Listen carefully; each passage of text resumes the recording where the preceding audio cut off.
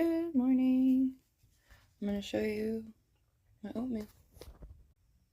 So you just fill it up with some water, and then mix it.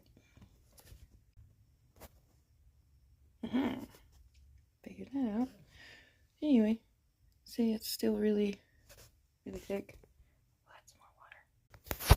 I like it to be just a little bit soupy, because when you put it in the microwave, well, the water's going to cook out anyway.